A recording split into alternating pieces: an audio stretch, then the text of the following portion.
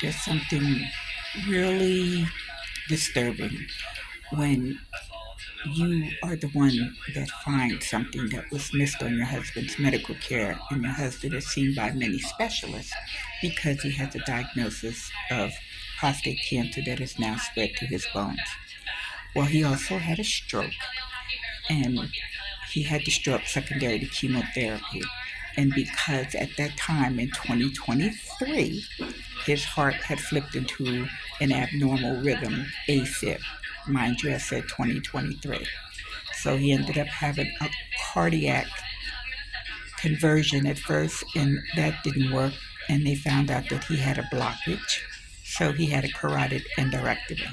Hmm, here we go. So he had this major surgery done. He was doing better.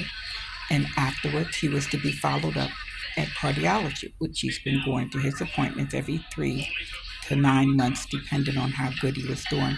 And they told me he was fine. Well, he wasn't fine. And they never started him on any meds for his AFib because the doctors told him that he didn't need anything. Okay, here we go.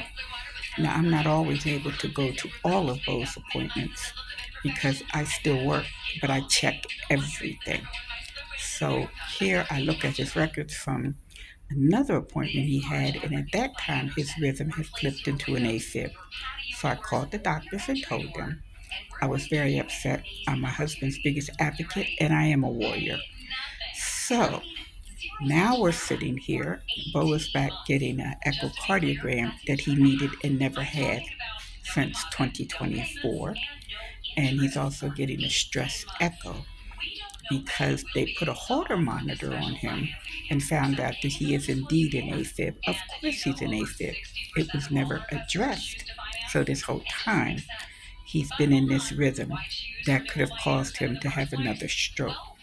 And why they were thinking that his cancer was causing him to be so tired, here come to find out that one of the side effects from having AFib is increased shortness of breath and not being able to get around.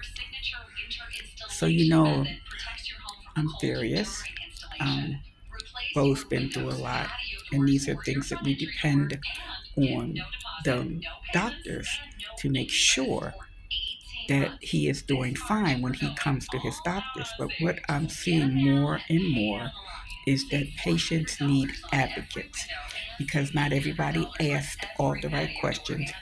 Sometimes Bo gets a little annoyed with me because I do send him to the doctor with notes and stuff in his phone to show the doctor when I'm not there so that I can make sure he's getting what he needs. So I'm doing this to let families, loved ones, wives, girlfriends, boo thing, whatever you are, you better make sure that if you have a family member or loved one who is sick, advocate for them. Find out what's going on because things do get missed. And when you have multiple diagnoses like Bo, this can happen. So that's all I'm saying. I'm a little upset.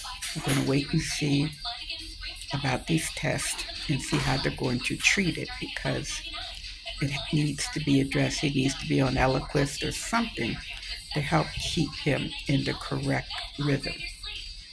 But it won't happen again because they already think I'm hell on wheels. Well, I'm getting ready to be hell on wheels 2.0 because when someone is depending on you to look after them medically, this should not have happened.